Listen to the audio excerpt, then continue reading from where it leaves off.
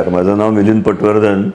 माझं आत्ता अर्ध्या तासापूर्वीच एका डोळ्याचं कॅटरॅक्ट झालं आणि दुसऱ्या डोळ्याचं साधारण परवाच्या दिवशी झालं. तर एकूण तुम्हाला माझ्या चेहऱ्यावरून कळत असेल की ऑपरेशन कसं झालं आणि काय झालं. त्यामुळे अगदी उत्तमपणे ऑपरेशन झालं आणि मला आता काहीच त्रास होत नाही आहे. अतिशय व्यवस्थित वेल इक्विप्ड आहे. इथल्या एकूण कुठलीही ऑर्गनायझेशन सक्सेसफुल व्हायची असेल तर त्याला 4 गोष्टींची गरज असते. नंबर 1 इज दी मॅनपॉवर, म्हणजे तिथलं मनुष्यबळ. नंबर 2 तिथले रिसोर्सेस, म्हणजे तिथली उपकरणं, सुविधा, फॅसिलिटीज. नंबर 3 तिथल्या प्रोसेसेस, तिथले एकूण व्यवस्थापन कसं आहे. अँड नंबर 4 तिथली लीडरशिप, म्हणजे तिथलं जे नेतृत्व आहे.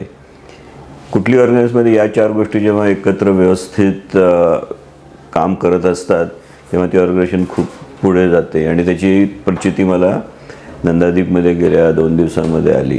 नंदादीप तुम्हाला माहिती असेल की सध्या त्याचे medical director doctor Saurabh Patwardhan आहेत आणि त्यांची मिसेस डॉक्टर निधी पटवर्धन या दोघंही हॉस्पिटल चालवतात.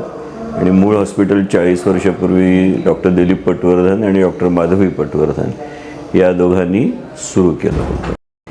तर खूप छान अनुभव होता. आणि म्हणजे आता मी वाचतोय त्याप्रमाणे हे नंदादीप हॉस्पिटल फक्त सांगलीपुरतं मर्यादित राहिलेलं नाही आहे. त्यांनी त्यांच्या शाखा कोल्हापूर, सांगोला, त्यानंतर बेळगाव आणि पुण्याला सुद्धा मी पुण्याला गेलो होतो आणि तिथेचा माझा अनुभव खूप चांगला आला.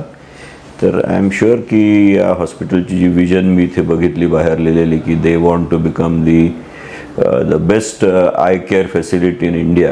अँड माझ्याकडे पण या सगळ्या गोष्टींमुळे नक्की या ऑर्गनायझेशनची त्या दृष्टीने यशस्वी वाटचाल चालू आहे.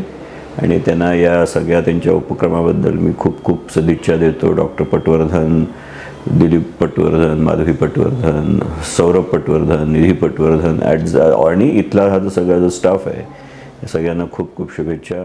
धन्यवाद.